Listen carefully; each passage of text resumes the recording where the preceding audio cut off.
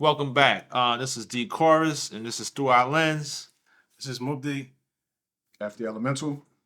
And This is Through Our Lens. okay, so The topic today is it's a tricky topic. So I say that unity or the lack thereof, yes, and the cost of not having unity.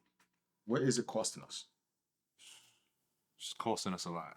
Within the community, because you can have unity, but it's just positive unity, because we do have unity when it comes to negative things. When it's positive, it's just really, you hear crickets sometimes in your background. So we need more positive unity and collective economics, but with cooperative economics or collective unity within our community to change our situation. The conversation about unity is not. I mean, let me just say this: the conversation about unity is broad because, like you said, we could unite it with things that might not be right, right? And then there's different sections like unity in fighting for fighting injustice, Injustice, right? Unity for economic empowerment, which we don't seem to be united on a whole lot of stuff, but unity for securing, a place to be in New York with this gentrification, right? Certification. Unity for education, but this can go on forever. Right. It's different forms of unity. We need alliances amongst each other to change situations. So basically, we have to, it's for our betterment and survival that you get together with a collective or a group and to do something that pushes the community forward. Every other group that comes into America or even to New York, they have a group or they collectively work together. True. We have immigrants who come in. You have see if you are Dominican or Chinese, Honduran or Bangladesh. They always come together as a group and they put their resources together and move. But Black people don't do this. Is because we're just systematically always been disenfranchised, and individually you can't defeat this big elephant. You have to come together as a group to beat the elephant, because together the ants could conquer the elephant, but one ant by itself can't do anything. Right. So is it? So what I'm hearing is we don't have it. More or less, we really don't have it. We did have it at a point. Okay. When we had like segregation, we had other factors that just because of our color, we were disproportionately. We had to rely on each other.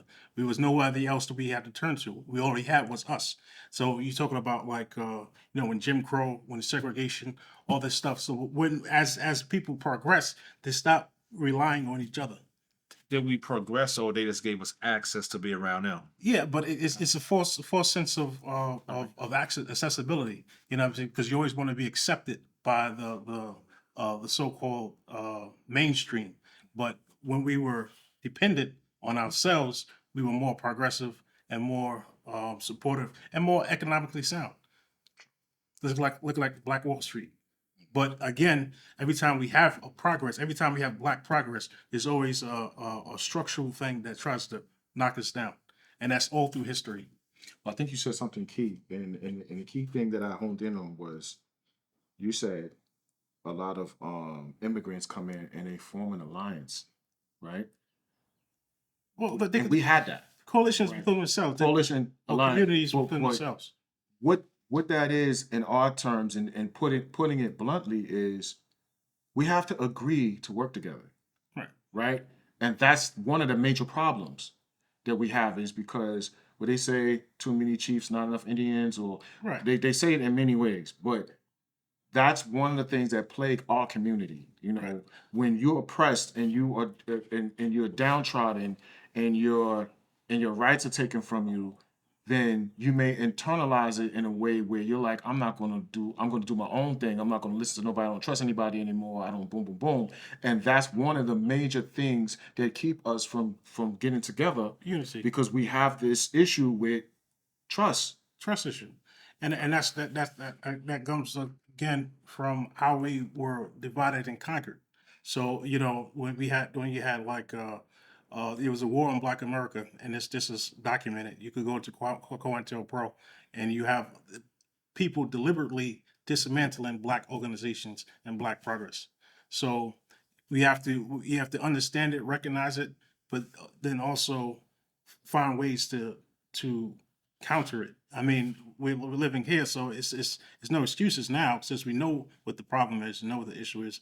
But we have to collectively build, and everybody's not going to be monolithic. Everybody's not going to be on the same thing, but we have to work together to get something more because it's people need people, and if you have any type of successful organization, it's going to take a collective to do it. If you want to go off fast, you go by yourself, but you want to go far, you go with a group.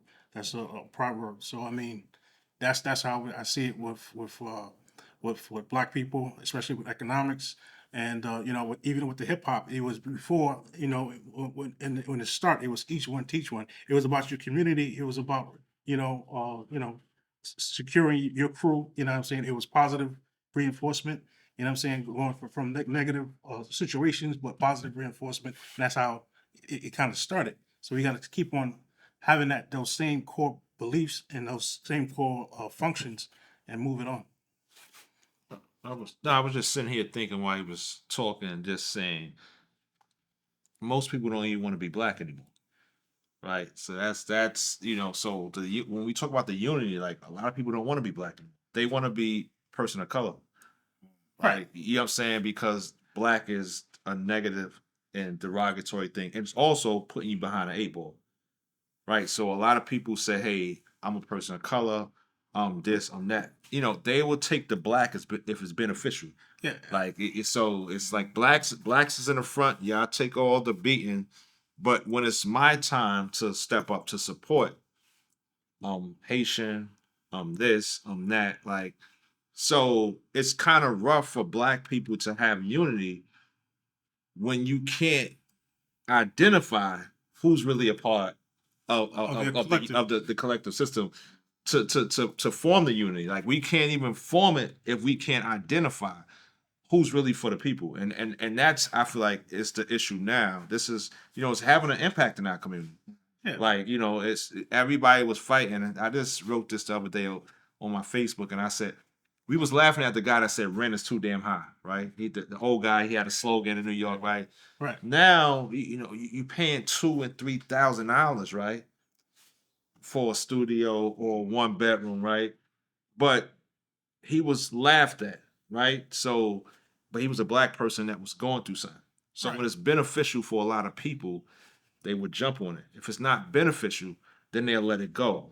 So when we talk about Black unity, I think we need to identify, and people from the diaspora or wherever they're from had to identify as Black, because in the 40s, 50s, and 60s, it didn't matter what you was.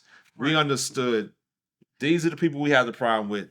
We are Black. Yeah. That's it. From Marcus Garvey, Malcolm X.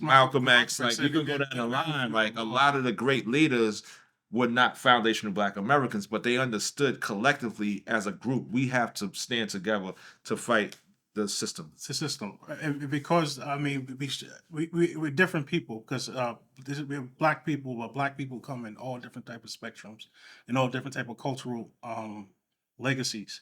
So I mean, we have Black Caribbean, we have Black African. Even in Africa, you have Senegalese, you have Gambian, you have a Nigerian, and in Nigeria you have the Fulani, you have Yoruba, you have Igbo. So it's always been subgroup. But when we get here, we always put into one pot. They don't ask you, are you Igbo, Hausa, Yoruba, or are you Christian, Jewish, or Muslim? They just say, nigga, get out the car. If you're dealing with like the police or police brutality, because they basically see your color, they don't see your ethnicity, they see your culture and anything. So if in the rallying point of just this discrimination and the oppression that you see with just being a person of color, of Black people, that's how we have to rally and see ourselves and each other. Because even in the Black community, we have different, class aspects. So you have some wealthier people in middle class, some rich, some wealthy, and then you have the poor. So I mean, we only as strong as our weakest link. And I think if we unify and focus on the weakest link to the most vulnerable people in our community, then we can strengthen a lot of things that we go through. But now we have professionals, so we can build organization and communities and collectives to support all these things that we're trying to push forward. I think that you said something about there's no excuse because of the day and age that we live in, right? Technically, It shouldn't be. right. So I was going to say it shouldn't be no excuse because the way life is, or society or culture is framed, is you're bombarded with all types of social media and imagery where you're not even in the most people are not even in the mind state to seek anything out. They're just consuming media. Like we just 24/7, that's what we eating. So if the media, we talked about this off camera, if the media is not it has nothing to do with black people getting together and building something, which a lot of the media is not, you know, then it's going to be out of sight, out of mind. Because you're just kind of, Groundhog Day or whatever you want to call it.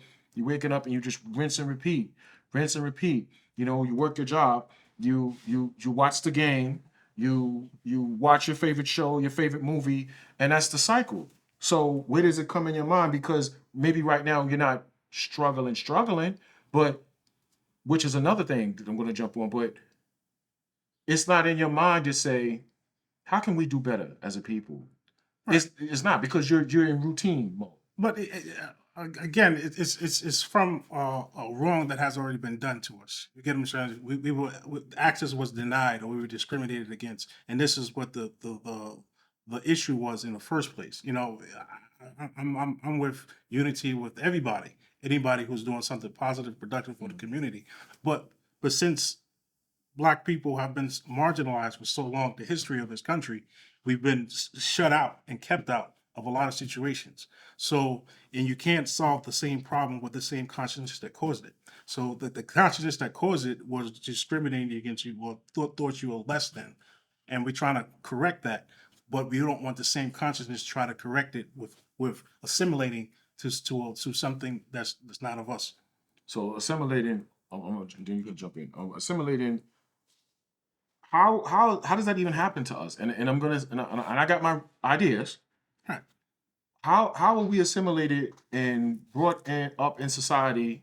When I say we, I'm talking about our young people. How we assimilated, brought up to society where some of these important issues are not even a thought, because Malcolm X used to say this, and the Nation of Islam used to say it. Don't expect your enemy to educate you on how to be free. Right? So we are assimilated, we're taught. I talk to a lot of young people about history stuff that I've learned, and they have no clue that it ever happened. Right. Because it's never talked about. So you're focusing on passing the history exam that really has nothing of substance related to you, and you have to memorize that, and your energy goes to memorizing somebody else's history, so you don't therefore look for your own. Look for your own. I had a friend who wrote about this because he's an MC too, but he was talking about the schools don't cultivate minds, they manufacture machines, and if your memory's weak, they offer you the Marines. So it's like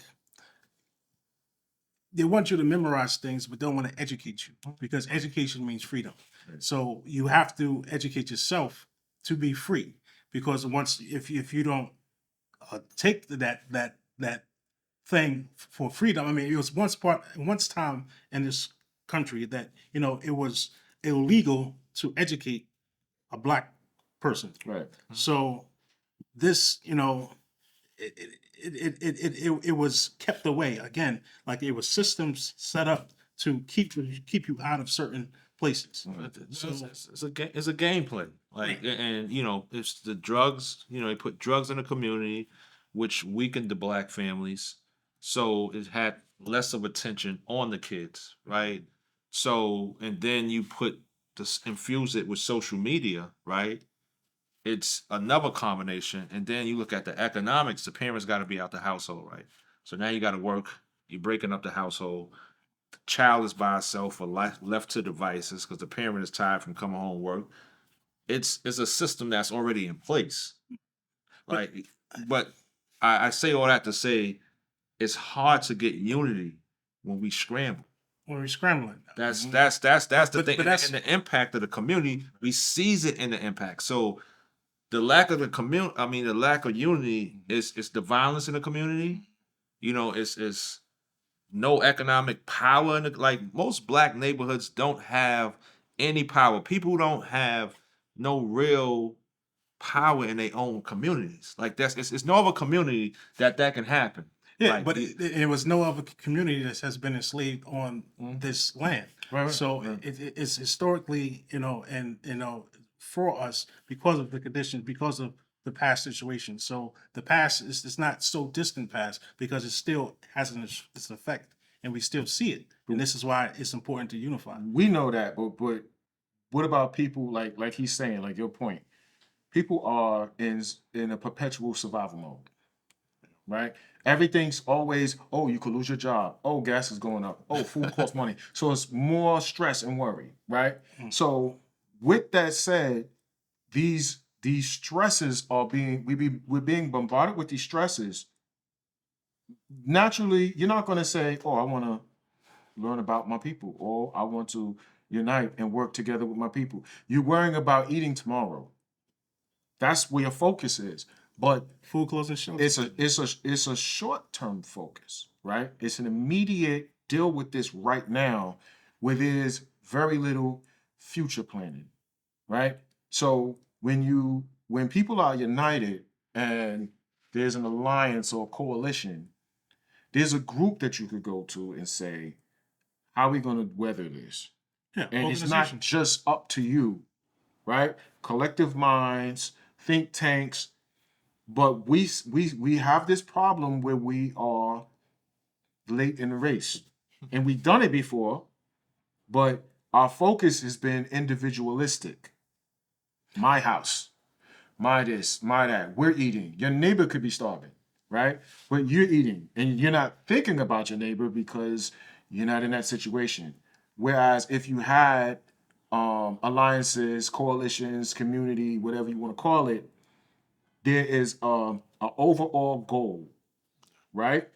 There's goals, there are milestones, benchmarks, there are people who are watching out, like, oh, we can't have these kind of businesses open up in our neighborhood. We can't have this Chinatown. You can't have certain things, but we have not taken that approach, and it's like compounded because we have not been keeping the approach because we did have it at first. So I'm not going to say like we didn't do our work, but everything, like you said, Dominic, is to dismantle what we build. Everything is geared for that. It's to dismantle and stop what we built. Some of us are part of that dismantling. oh, most definitely. Some of us do that, and then it's the oppressive forces that just can't have black competition. And I'm going to say black competition. That's a term that Dr. Claude Anderson was using. He said that's the main thing because people are like, why? Why is this happening to us? Why?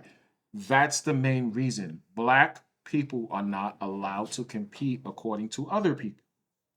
We're not allowed to compete. And if we do compete, it has to be in fields that they're comfortable with us competing in, like basketball, like sports, like music. Okay, y'all could do that all day.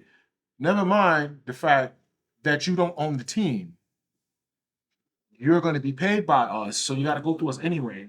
Even what we're doing right here, this podcast, we don't own YouTube, right? There was only one black-owned media company that did streaming that I know of. It was called Kweli TV.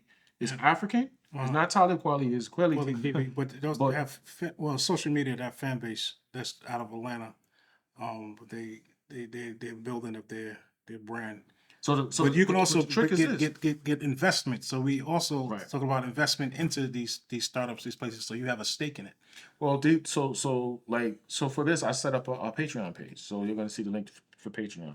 But even with that said, there's always a level that we got to deal through somebody else who's not us, right? We didn't set up the internet. We didn't set up all of the infrastructure needed to do all of this stuff. Well, we did have a part in it. You know what I'm saying? Yeah, well, I know the yeah. guy who came up with the concept. I knew of the story of the Nigerian who came up with the concept of the internet and all of that, and network computers and use the collective brain. So I'm in the IT field. IT, I'm a right. college professor, so teaching IT. So I know the story, but when it comes to ownership, hands on, we don't own that stuff, Right. right? We usually contribute or made it up or had it stolen from us, but the name is not on the what do you call it, on the trademark or anything Trademark. like But that. Our name's not on the trademark. It doesn't transfer over. Right. Chance, but again, historically, like I said, we always been labeled out. We always been a part. We always had to contribute. But we, just like Lewis Latimer, you think about Lewis Latimer, but then you think about Thomas Edison. Right. Who do you think you first for the light bulb? Lewis Latimer put the little Filament. the filament, the copper that makes the light bulb glow. But he's not. He's been shut out of the history because you don't know your history of we always been a part of innovation and creation, but we never get the credit or the Accolades. spoils of the invention. So yeah, so we have to get just compensation, and that's a lot of things that happen with black innovation and black people. It's like think about hip hop for instance. We created this joint, you know what I'm saying, but we don't control it. So I mean, we have to control ownership. We got to control all aspects of our creativity and our input. But I think we kind of been destroyed not to create, because it's like, when we talk so much, we do go into the past and talk about history, right? Right. But there's supposed to be continuing history. We don't have too much of the continuing history, because then we will be able to create, write our own stories. It's like, Well, that's like Black futurism. So you do have groups with like Black futurism, but we got to put ourselves in the future. We can't. We have to put ourselves in. We have to make the story because the future belongs to those who prepare for it. Let me say this about the future, because you saying something really key. When I first started learning this stuff about Black history and untold history, I think I was like 22. So that's like 31 years ago, right? And first I got a headache because I was so mad, like, yo, they hid all this stuff from us.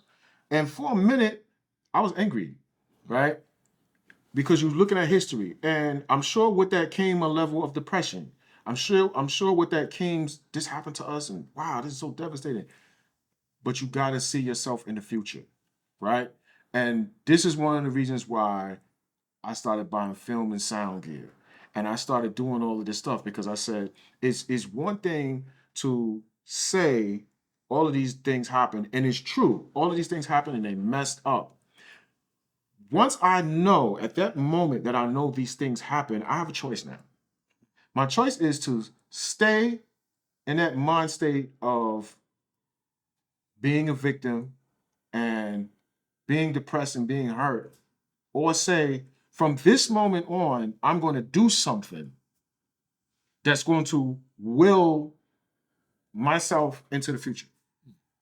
Right? Now, you could stay upset and all of that, but you're going to be stuck in the past. Right? So get in the equipment, get in this stuff. And the reason why I'm saying sound in music, yeah, there's tons of people in acting, and there's tons of people in music, Black people. But I'm looking at commercials, and I'm looking at future movies, and I ain't seeing no Black men in it. no. So is somebody else's idea of the future one without us? Oh, yeah. That's the point. So I'm like, well, they're making their movies about whatever, and I don't see no Black men. Well, I think Black men, but they don't represent my demographic. Right. Heterosexual. And the master They don't represent our there's something else, and they're Black men too, Right. right? But they're not us. But this is like Hollywood. Hollywood is a made up thing, but we don't control Hollywood and the imagery and everything that's perpetuated upon us. They usually have somebody else, not a Black writer or a white writer, somebody giving you a narrative or story, not about us. So we need our own stories. We need to create our own narratives. We need to create our own visions. We need our own actors and writers, and have it in our perspective, because we do have a different lens because we go through a different experience. Right. I think Denzel Washington was talking about the cultural competence directors and writers and stuff like that. You know, because he was talking about like an Italian writer, he would know how an Italian household or Italian culture is. From a black perspective, you know, a black person will tell you the details about like having a hot comb on your hair because they've been through that experience. So it's a different lens that we look through, and you know, we got to see it through our perspective. But I feel like with that, Hollywood has been creating an image of what black men are or not, and they put that image out, and the world sees that and takes it as fact. Right. Right. So even I told you before, I had discussions with some of my African students who thought that we was ratchet and we just bunch of baby fathers and we doing all like she had all these opinions, and I was like, but that's in reality, fake reality TV. That's not really what's going on. It's a little more than propaganda. It's there's a thing in the military is multiple redundant messages, right? So you can it's like programming. Like and this is what happened to black people. Like we are so programmed, we don't even know. Like we think we creating new fashion. This has been out. Like we think we creating some like so it's multiple redundant and then it's group thinking, right? So this is the impact, like I say, with social media for the younger generation. Like the elders got older. It's you know what I'm saying? So and then they made the next generation want to have fun. Right? Because been through so much, we don't want to carry that torch. Right. Right. So you have older people still acting. That's why you got a 50-year-old acting like he's 20. And I just was speaking to a young guy. He said, yo, I really don't want to see the old heads in the same clubs we're in. Like I don't want to see my auntie in the same because it's where's the level of respect at? Because if a young person is smoking and drinking, doing the same thing an older person is, what separate us? You know what I'm saying? Because at one time, like, you know, in our community, you couldn't really be around the elders. Right. Like, hey, y'all go in the room, grown folks gonna be over here. But now you have the mother smoking with the son, father drinking with the son. It's no separation. And that the unity that comes from the unity because it's only a few people that's still standing on the principles. The principles and the morals is gone. I think that what you just said about there was sometimes where you couldn't be around the elders, right? It just made me think. I think that may have been the beginning of the problem. Because the elders are supposed to guide the younger people It's supposed to be the culture through keeps the maze, right? And doesn't mean totally control them or anything. It means guide them through the maze. Hey, there's a trap over there. Don't go over there. Hey, look out, there's an alligator over there. The elders are supposed to do that. But if we don't have access to the elders, how do you get that information? So part of it, because it started, it's a chipping away programming over generations, right? Stories or lessons are not being transmitted. No, I agree. You're 100% right. But you gotta understand during that time, right? The elders was doing bad shit. Right. So they was sniffing coke, smoking weed, drinking whiskey. So that's not something you want because they had a different type of steam. Right. That they had an image, right? So I gotta go over here and do the grown folk stuff and still be respected because now, right, it's going back to my point. Now that I'm seeing we're doing the same thing or you're doing this, the respect level go down. So now I can't respect you now. So we could be united, right? To say, oh, we're not supposed to mix elders and younger. So like we was talking about, yeah, it makes total sense.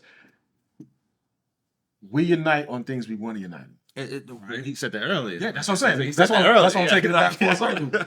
We unite on things that maybe ain't the best things, right? But we could agree to those things. But when it comes to something big picture, moving ahead, being progressive, black futurism, we not there. Like some of us are there in pockets, right? But we as a whole, we're not there. Like you said in the beginning, some people don't want to claim black. Some people don't want to say this. Let me tell you how deep the division is. When the shooting happened, and where the white shooter shot Buffalo. those in Buffalo, where the white shooter shot those black people, I was talking to an ex-military female, and she said yeah, they're trying to make it a race thing. I said, no, the shooter did. And she said, everybody who got shot wasn't black. I'm like, the shooter said He was targeting black it was people. targeting black people. Right. So she was finding Excuses. a justification. Mhm.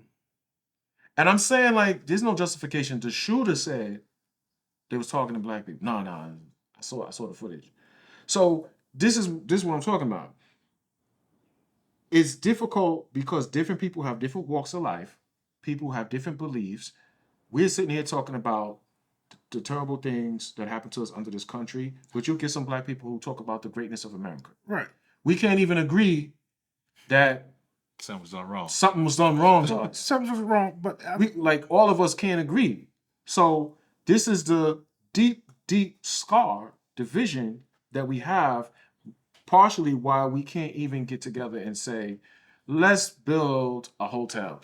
Stockholm Syndrome, though. yeah, but I could agree with that in some parts, and I can also agree with the purpose of having perspective, because it is a great country because we made it this way. I mean, we you know, the country is success is also embedded with us. You know, we're not going to be a successful democracy if black people are denied, you know, access. But we're not going to be the greatest country if we are not, we're not properly justly compensated. You see what I'm trying to say? So it's entangled with us, our success as well. But in the same breath, yes, you have to acknowledge what happened and what occurred to heal, because it is people are still feeling the effects of it. You know, just like, you know, Buffalo and everything like that. And you have to come to grips and to have a truth and realization of what and how we're in the predicament that we're in. I'm trying to understand.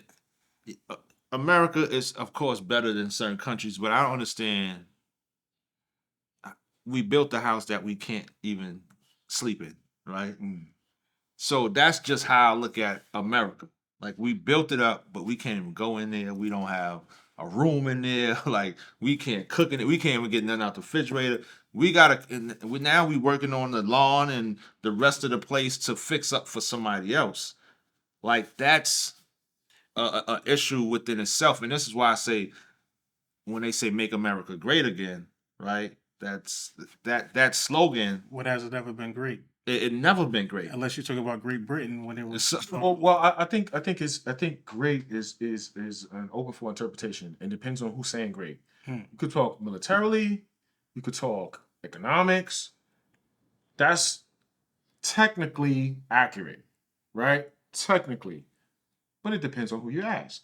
Because if you got the persons somebody was cracking a whip on and making you work for free, America ain't great to them. And especially if they remember their past, their history. Now, America also great could also be said that it has great potential, right, to be all of these things. Is it these things? No, but it has the potential. So you hear the argument where people talk about the Constitution and say it's a great document. I don't personally think it's a great document, but they say it's a great document because of the potential. Well, people interpret the document. So what is the mind state of the people talking about Supreme Court justices? Are they great? So these are the questions that come up, right? People make, and I think what we got caught into in America is this catchphrase culture. America is great. That's very broad. Can you be a little more specific? You know, but it's stuff like, give me your perfect keyword. Give me your perfect hashtag. And this existed in America all this time. So yeah, America's great. The land of opportunity, the home of immigrants, America's found. All of those things are catchphrases. They're not true, and they are true at the same time because it's extremely vague, right? But if you start getting into specifics, then there's things that ain't so great, right? Maybe this statement is not accurate if I ask an indigenous person. right? A Native American. If I ask them about the greatness of America, they probably gonna curse me out 50 times over, right? But we have this catchphrase culture, you know, honor and honor what? Bravery. Brave what? What is bravery? What is but we're caught in these catchphrases to just kind of like justify something. But circling back to this unity, um, what is it costing us? Is I believe is potentially costing us our future. Again, I watch commercials and movies with extreme intent to see who's in it, who's not in it, what are their roles. I mean, I'll go back to Star Trek. I'm gonna go back to Star Trek. I don't know if any Trekkies. I was a Star Trek Trekkie. The only thing in Star Trek that had any resemblance to a black person was Cleon's, and they was bad. Okay, and Uhura, not a black man, black woman. Where's the black man? Right? You get to the one where they had LeVar Burton. Okay, you got a black man, but something's wrong with him. He can't see. I catch stuff like that. Like, okay, he can't be Cliff Huxtable. He can't be that. In space. He can't, something's gotta be wrong with him. You got a superheroes, okay? Blade. He's a vampire whose mother was a vampire. You know, something's gotta be up with him. You got Spawn. Oh, he was a mercenary killer for the government. You know, something. It can't just be John Wayne and Black Phone. Only their stuff is like that. He's a cool dude. You know, he could be a cool hitman. The neighborhood loves him. All this stuff. Where's these movies for black people? They don't exist because we don't write them. You gotta write them. So you gotta write them. You gotta create it. You gotta control the narrative. And there's stories out like that. That have black lead characters or black heroes, but you know, they just don't get the funding. They don't get to produce, and they don't get to see light of day. So I mean, we need to create that and have those narratives, have those stories, and hire those actors so they can get those stuff done. Well, it come back from unity because there's no support. Yeah. So if we're not supporting projects or black writers or actors, then you're not gonna get that. Like we can't take the next step. And I think that a lot of us don't realize that there's a lot of great black writers, directors, but if they don't have a platform Or to the take funding. it, or some got funding, Some- some don't, right? But they don't even have a platform to take it to. So it's just like if we say, hey, we're gonna do a project, where's the platform going to be accepted at, right? If we are speaking of black family, black empowerment, because to go back to what you're saying, you look at the commercials, you don't ever see a real black family anymore.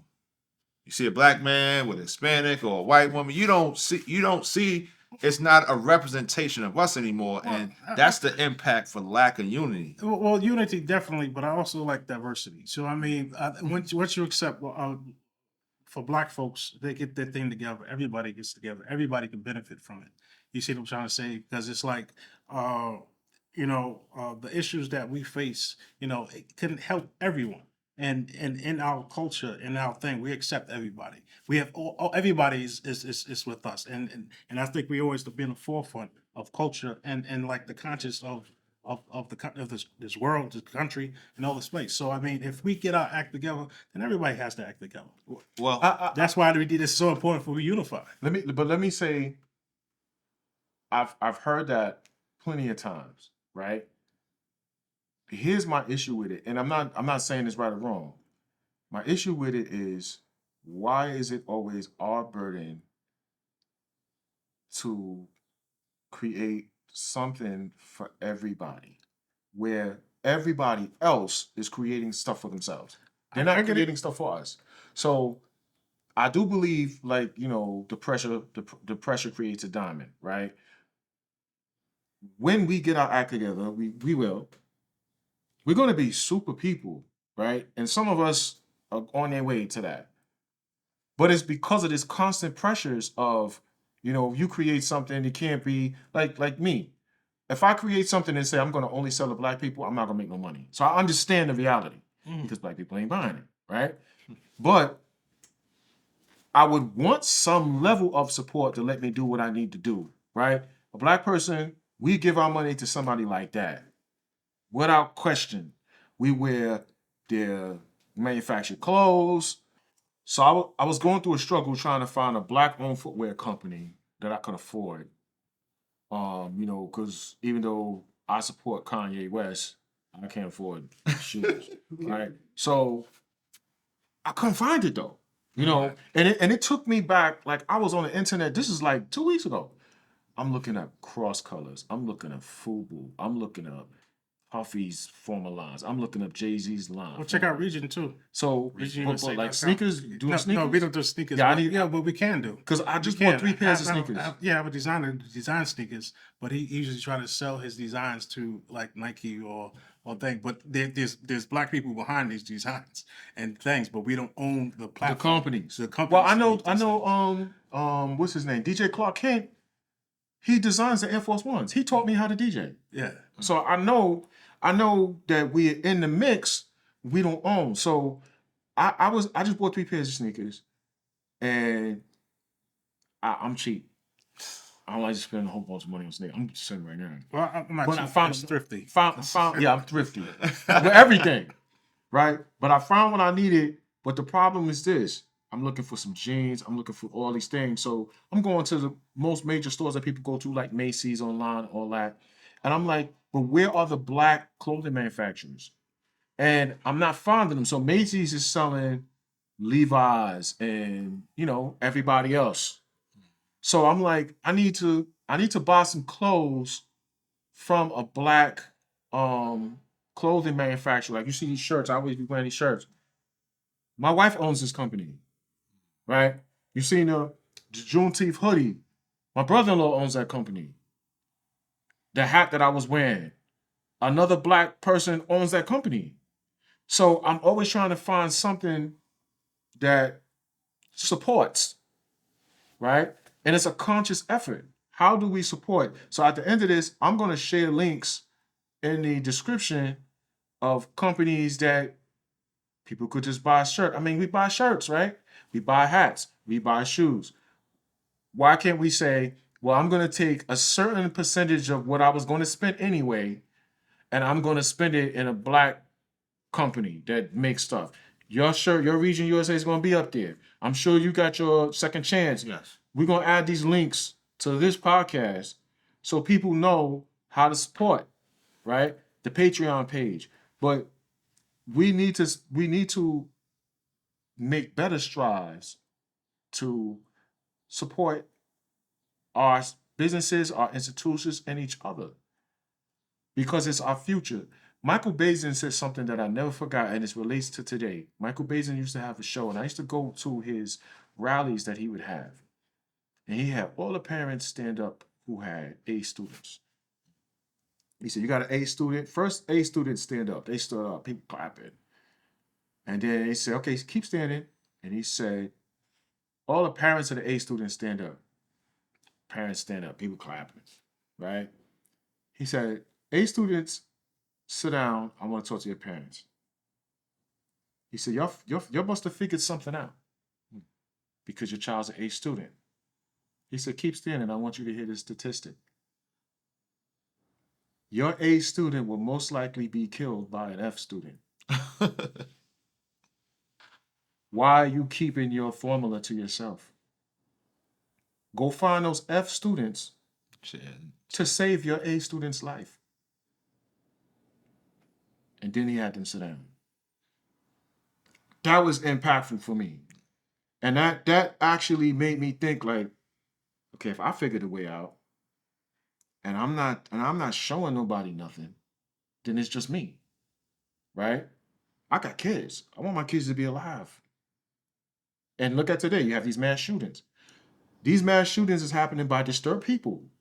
Well, were there signs that they were disturbed? Probably. That nobody's paying attention to.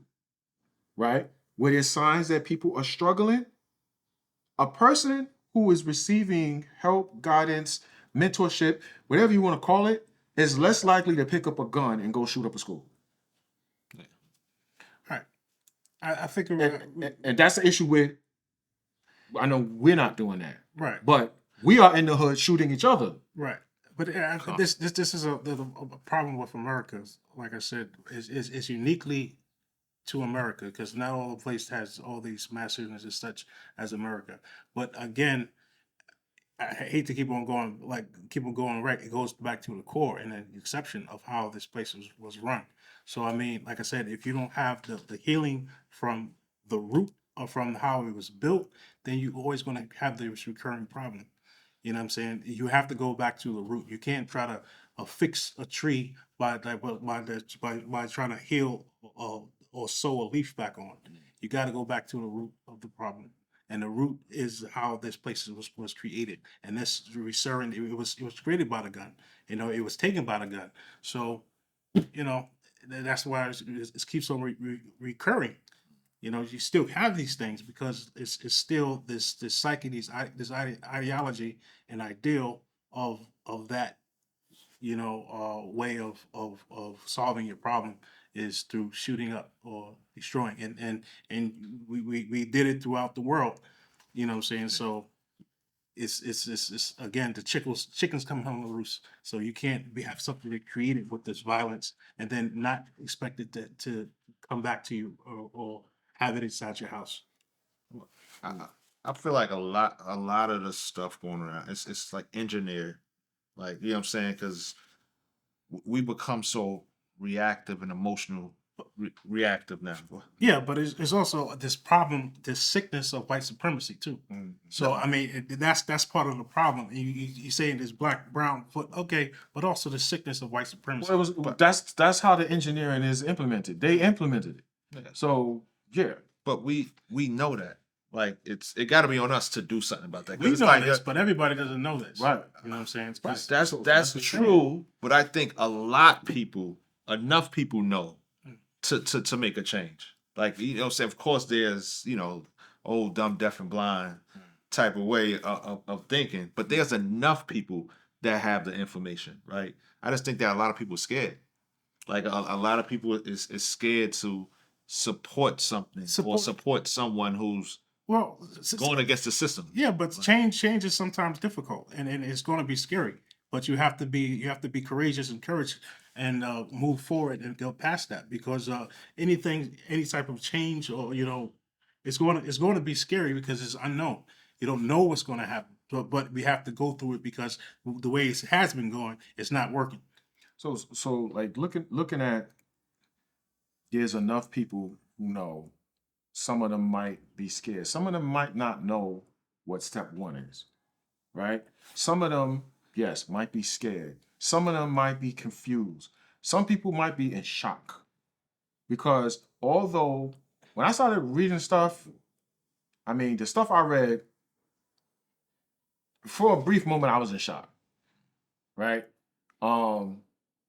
The story of Christopher Columbus and what actually happened, and when people didn't have the gold and he chopped off their arms and made them wear them around their necks on a chain. That's shocking to read. Like, what human being does that if he's a human being? But who does that, right? So you're in a state of dis-ease because you just read this stuff and you're doing this research. And then you might get stuck in that mind state of consuming this information. Because I went through that too, right? I'm obsessed. But there's a point where there needs to be a game plan. So I don't have the books today, but I usually have them. Black Labor, White Wealth by Dr. Claude Anderson and Powernomics by Dr. Claude Anderson. Things he laid out on this is how we should move forward, right? And he wrote these books a long time ago. People's not reading them and it's frustrating. So step one, if you don't have a game plan, try to seek one out, right? It's already written. I just named the books. There will be a link in the description. It's already written, right? So you don't have to reinvent the wheel. Now, make a conscious effort. It's going to be a lot of history in there, but it's going to also be strategy. Like, for instance, we're complaining about these high rents. That's happening all over New York. But Harlem is ridiculous, right? We're complaining about these high rents. You cannot gentrify a neighborhood where the people own stuff. We talked about this in one of our shows. Our lack of vision or resources or opportunities may have put us in a position where we get comfortable with being renters. You don't own it. Somebody else owns it. So guess what? When somebody else decides it's time for you to go, they don't have to tell you it's time to go. They could just raise the rent. And you're going to go. And that's the situation we are in. I've seen the owners of these buildings in Harlem. None of them look like us. But I think that the system made us comfortable to be in uncomfortable situations. Mm-hmm. So And we live at the mercy of other people. yeah, so it's small tangibles and things that makes us like marijuana. It kind of blinds your vision for a little while. It's a coping Yeah. mechanism. So and you know, you legalize it, you know, now you got smoke shops. Like, so it's But again, how they criminalized it in the first place was racism behind that. So it's like, again, Listen, we're dealing with this problem of racism and like white supremacy. the story of Dead President, the wolf, Uh-huh. right? You have people who have studied us extensively, Right. right? They know they created the stressful situation and they're gonna say they need an outlet. So here goes some drugs, here goes some alcohol, right? And then they make using the drugs and alcohol illegal for you, right? Huh. So what's the story of the wolf? The wolf sees a knife sticking out of the ice. The wolf licks the knife, cut his tongue, and thinks blood is coming out the knife. So he keeps licking the knife until it bleeds to death, and that's how the hunter gets the wolf. Thinking he's We've drinking been studied. Right. We have been broken down to our last molecule. They know stuff about us. And all they're doing is criminalizing what's already natural to us, right? They create a problem, you need an escape. The human psyche is going to be like, I need an escape. Oh, here goes some weed. Here goes some coke.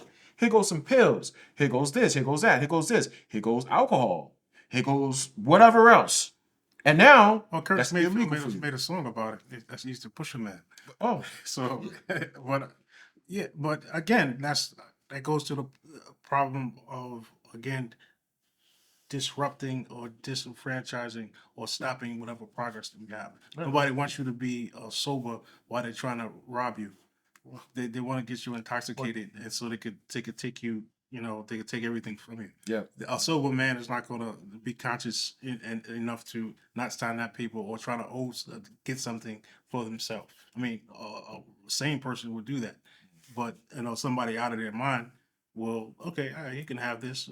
Just give me this, because that's why they're trying to keep you inebriated. yeah, they're doing a good job. 'Cause if you look at the pandemic, a lot of stuff was closed, but the liquor stores was open. Right, it's because people was stressed out about the pandemic. So our response, or like society's response, is I'm going to get drunk, right? Which is really, really disturbing because, in my opinion, and I don't know if you all share the opinion, drugs and alcohol is escapism, right? With a level of addiction. So you get to escape your problem for a little bit of time, but as soon as you sober up, guess what? That problem is hanging right next to you. It didn't go nowhere, right? So is that how we deal with issues? We escape, we run, we take a substance to make us forget about it. I listen to people talk about music and I listen to people talk about art, right? And they say music is supposed to make you forget your problems. Really? Maybe music can shed light on a problem and help you solve it. But why is it, which again, these vague statements, why is it that music has to be this way? And this is why we have a dominance of certain kinds of music. It's also escapism.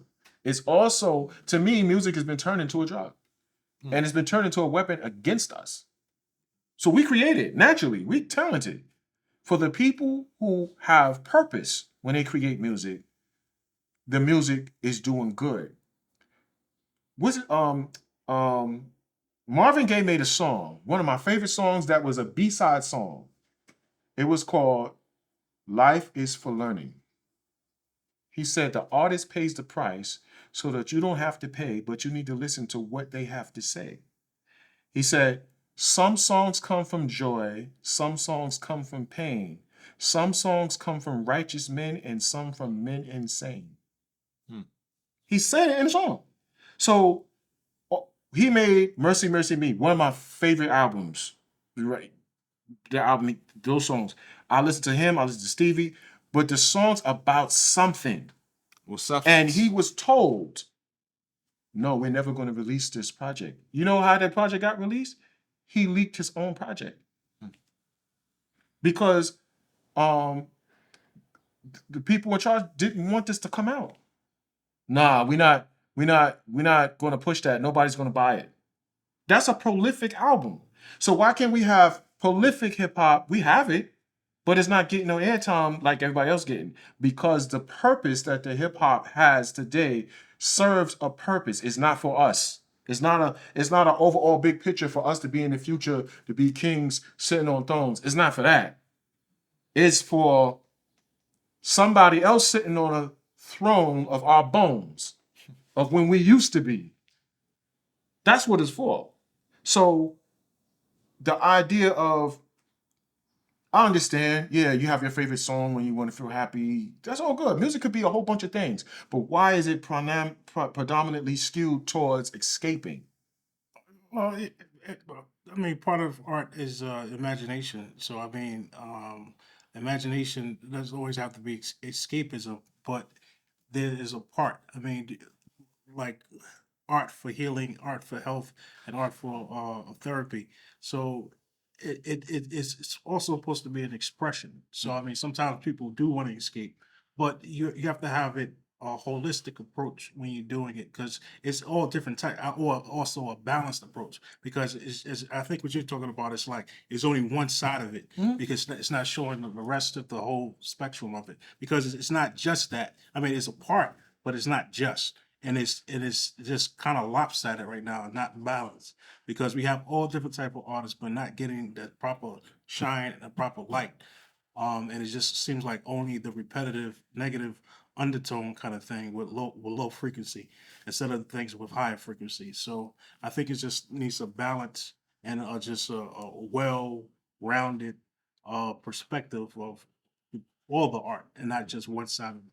So what I want to do is just make a open request to the people viewing these podcasts. We're going to start interviewing hip hop artists, right? Right. And I kind of want to say more of the conscious, future art, but I don't want to just say that just because some people who may have a song that has meaning might not be of a conscious nature, right? But it has meaning. So if y'all could comment in the comment section of some artists that y'all would like to see interviewed on this show, I think that'll be a nice look. Or if you're an artist yourself and wants to come to the show and be interviewed, or if you want to spray your work or come talk to us and tell us how do you see, through your lens, how do you see things, come on down or give us a call. And like, this is a commitment because we all three are artists, right? That's right. This is a commitment. I'm gonna give up my seat. We have a guest coming here. I'm not gonna be sitting here, right? The artist's gonna be sitting here because we have to make a decision to do something. Like we made a decision to do this show. We have to make a decision to be forward thinking and to not have everything be about us, right? Individually, but as a collective. We come from different walks of life. I keep saying it, different experiences, right? But we could also sit down and make a decision to be on the show, right? And we could also make a decision to impart information on our children, right? We could also make a decision to start businesses and promote entrepreneurialism, even if we reach one or two people. We could make that decision, right? And to stay in a position that never changes is also a decision. Looking for comfortability, looking for loyalty, looking for some level of security, but you don't control anything, right? What happens if you and God forbid this happen to anybody, you on your job, you put in 30 years. I know people that this happened to actually. put in 30 years and then you think you're getting ready to retire and they like, no, we're going to fire him. And they fired him. That happens. So a wise man told me, wise man meaning Wally, the best job to have is a job you create. I was 17 when he said that. I went and opened up my first company when I was 17. I'm not gonna fire myself. No doubt. I'm gonna always look out for my best interest because I own a company. Right? And then guess what? I could hire other people and I can help cultivate them. And guess what? They're gonna make the company even better. So we rely on people who don't really have our best interests at heart, right? But back to this, wrap the conversation about this lack of unity. I didn't even know how to word it because it was so weird, but it's impactful. The price that we pay is look at us today. What do we have as a whole that's better than when we had Black Wall Street? Black Wall Street happened when? What's that? 20? Okay, now we are 100 years later. Almost. Where is the? And I know we have Atlanta, and I know we have different places. Where is Black Wall Street in every city? You have Chinatown in every city. You have Little Italy. Never said. You have everybody else got something. We have Black neighborhoods that we rent, that we don't own nothing, and everybody else has stores in our neighborhood because we spend money. Yeah. So I'm just throwing the seed out there because if you haven't seen that this puzzle is not correct, what are we going to do about it? And I'm not talking about marching in the street because another wise person, I don't remember their name, said, you can't beg for things. A person who begs is never respected. A person who, even if you're making demands, what do you have to bring to the table? I can understand a march that says we're not going to spend our money on this. That's not even a unilateral decision, right? But we're not going to spend our money on this, and you need to change that. I can see that. Marching make your feet tired. I'm not one who, I'm more about action than marching, but you can't just say we're going to stop gun violence or we want gun violence to stop. How are you going to do it? Yeah, you gotta have an action plan. You got to have a plan. So this goes back to the unity. This goes back to the lack of unity and the cost. Our young people are looking at us. They're observing us. They could probably tell you your failures better than you can tell them. They're watching us. So partially because they might want to know, are they going to figure it out? Are they putting the energy towards figuring it out? And I said this to my Boy Scouts when I was a Scoutmaster. Y'all are going to have to fix the problems that we didn't. You're going to inherit them. How much are you going to inherit? It's not fair to them to inherit everything because we wanted to be comfortable in our job and retire. We ain't on our square. We ain't in our A game. So this conversation about unity ties into either ignorance on our part, selfishness on our part, because we can't keep leaving homework for other people, for the young people. We got to do something, right? And we got to show them. We got to show and prove. We got to show and prove. The model is already written. Again, Dr. Claude Anderson. The experience I had with Wally my whole life gave me my first job, taught me electronics, all this stuff. Now I'm teaching computers at the college level. He did something. He showed.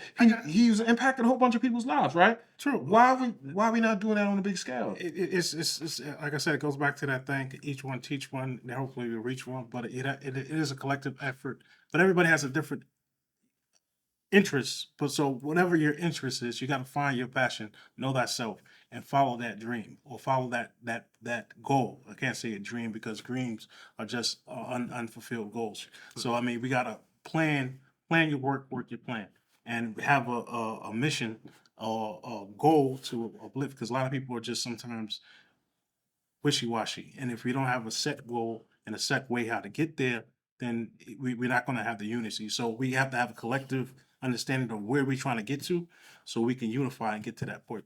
And we're going to try to. I guess we're going to leave that to another conversation because we got to wrap up. Wrap it up. Yeah. But this is through our lens. I'm just gonna pin this off, but it's classism within Black people now, right? Because it's fear, right? Some still got that fear from the slave era. Right? That trauma is trickled down through from the kids, grandfather to the father to the kids. This is why we're kind of in the state, because a lot of people are feared to lose certain things, right? But not realizing they already lost it, right? They don't Well, even they don't have it. Well, they don't have it, but they don't realize that they're already lost. They're behind the 8 ball. So even though you're making a certain amount of money and you're a certain type of status, to them you're just a pawn in the board, right? And this is why they came up with the whole cancel culture thing. It was so easy, right? Like Black people couldn't even speak out against certain subject because you'll be canceled, right? Right. You couldn't be a man. So that's almost like, masquerading you or demasculating you in public. Before it would be a different type, it would be physical, but now it's, through a different platform, a different way. So it's going back to fear. So I think a lot of unity or lack of unity is fear. I think it boils down to a lot of people are scared. A lot of people are scared to say, hey, we don't want this no more in our community. Hey, y'all got to stop the shooting and violence in our community. Like, it's fear. Like, and, you know what I'm saying? And, this is just one part of, through our lens, the unity and the lack of unity and the impact of lack of unity in the community, and something that we're going to touch on again later on. Yeah, I think if we could just give like before we wrap a few steps. What it was an interesting conversation. I had a conversation with a person who was older than me, and he said something to me that was almost inconceivable, but then I understood. I was talking about having a game plan, and he said, "Well, I don't have a plan." And when he said it, like, he's a good friend of mine, I was like, I had to stop. Like, huh? He said, "I don't have a plan. I just work my job and come home, and I don't have nothing else going on." So it hurt to hear that, because he is talented. He's extremely talented. But it was a point where now I have more conversations with him and trying to be more encouraging. He wasn't doing nothing with his talent, because he was talented in so many different things that he was like, well, I'm not going to do that. And I'm like, so you don't have like a 10-year plan? You don't have a 5-year plan? Nah. I don't have a plan. So for the young people who's watching this and the older people, I don't know anybody who stumbled upon success. I don't know anybody who just like, oh, I just woke up and I rolled out the bed and fell off the bed and I fell into a big pot of success. I don't know that, right? It usually takes planning. Yeah. So if you don't know your purpose, then maybe there should be some kind of soul searching or exploratory stuff that's going to tell you your purpose. Talking to people, being around people, something. Travel the world. You travel. Something that'll spark that little thing in you that says, "Oh, okay, that's what I think I could do." Right? You gotta have that. You should develop it. If you don't have it, okay, if that's where you are, that's where you are. But you should have a point, a purpose. It might be just one specific thing, whatever it is. And then you start working a plan. You start building a plan around how you're going to achieve it. And I'm going to challenge people to say this: how can you bring other people along with you?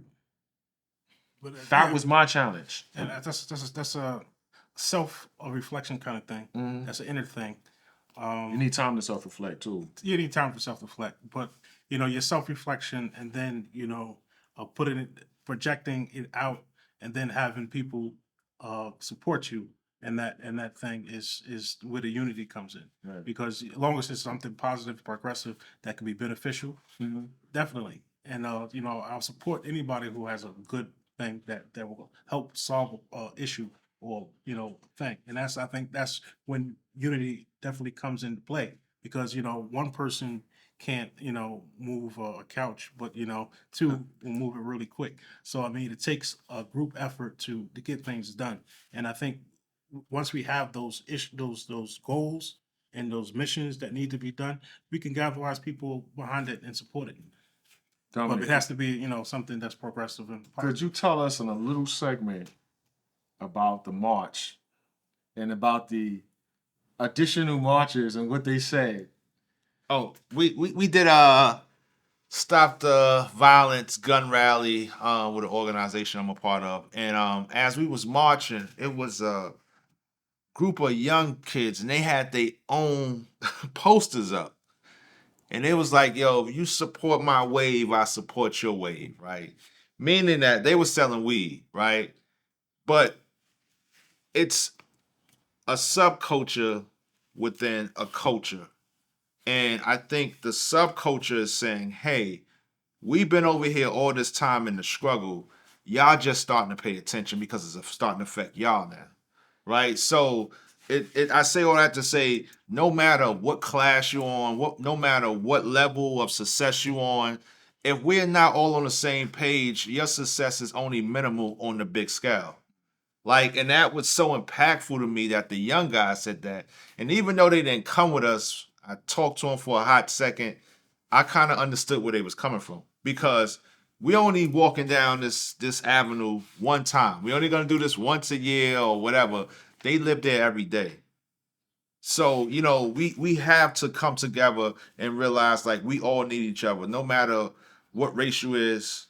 You know what I'm saying?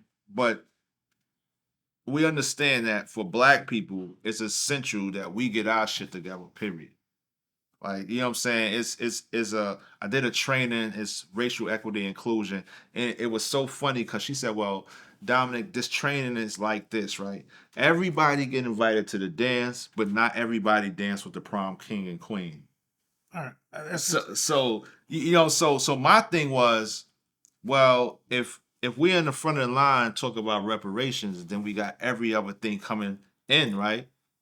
Our issues get pushed to the back. Right. We gotta put out. Right. You know what I'm saying? Right. So collectively and unitedly, we as black people have to make sure that we on our one sync, one voice, one sound, one band for our point to get across. And yeah, we gotta have our points, and that's good that you say that, because my sister also has a company called Hybrid in Spaces that deals with diversity and inclusion.